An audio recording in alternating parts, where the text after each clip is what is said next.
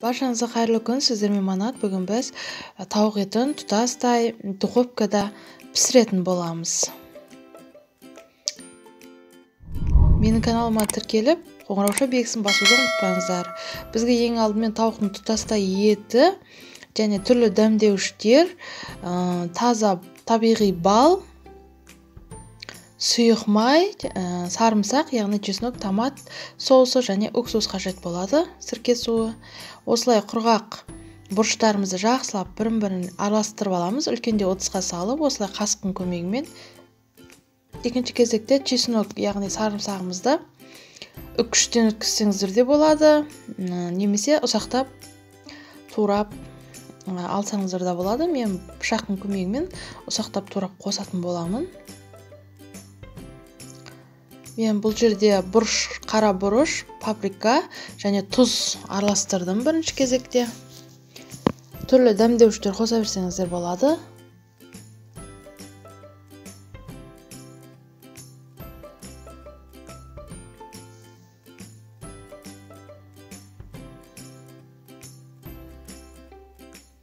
Осылай барлығын сарымсағымды ұсақтап турап алатын боламын. Екінші кезекте сұйық майымды қосатын боламын. Барлығын жақсылап араластырып аламын. Томат пастасын қосатын боламын. Помидордың согын қоссаңыздар да болады, помидорды. Осылай барлығын жақсылап араластырып аламын. Екінші кезекте бал қосатын боламын. Таза табиғи бал қосамын. Сірке суын аз ғана, яғни 1 чайна ложка қосатын боламын.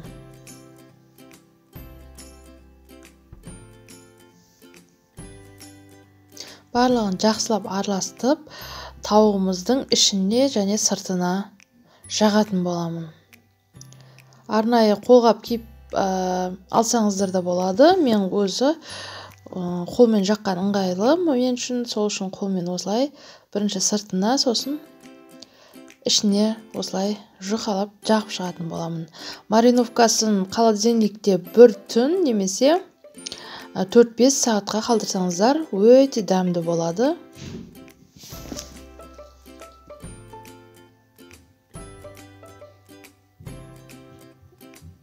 Осылай барлығын ішіне жағып шығарып.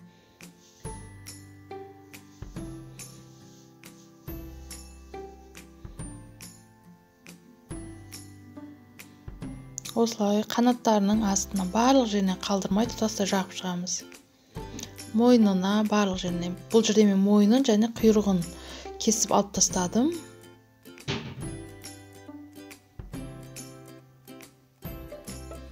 Дәл осылай барлық жеріне жағып шығыңыздар. Өте керемет дәм береді.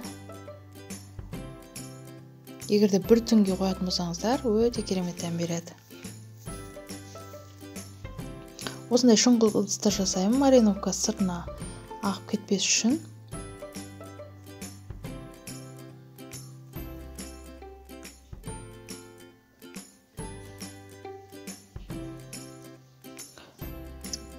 Дәл осылай маринадтап 1 шетке қойып қоямын. Екінші кезекте мен қалған соусымды осы картоп және сәбіз, пияз араластырып алдым. Осылай жұқалап турап алдым барлығын. Бұны да үлкенде ыдысқа салып, барлығын соуспен жақсылап араластыратын боламын. Бұл картопымызды бірге салсаңыздар да болады тауықпен. Мен бұны тауықтың астына, яғни решеткінің астына салатын боламын. Осылай қалған соусты жақсылап араластырып алсаңыздар, картопымызға, сәбізімізге және пиязымызға өте керемет дәм береді.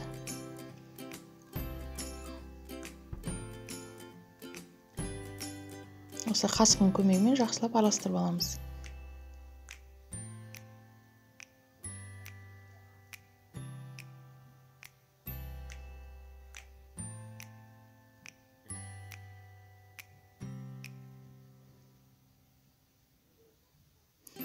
Мен 3-4 сағатқа осылай қоятын боламын.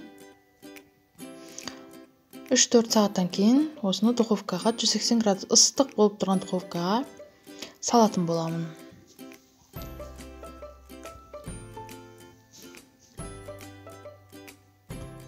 Енді кезекте ыдысымызды майлап, осылай картопымызды, сәбізімізді және пиязымызды салатын боламын. Бетіне решетка қойып, тауық етін қоятын боламын.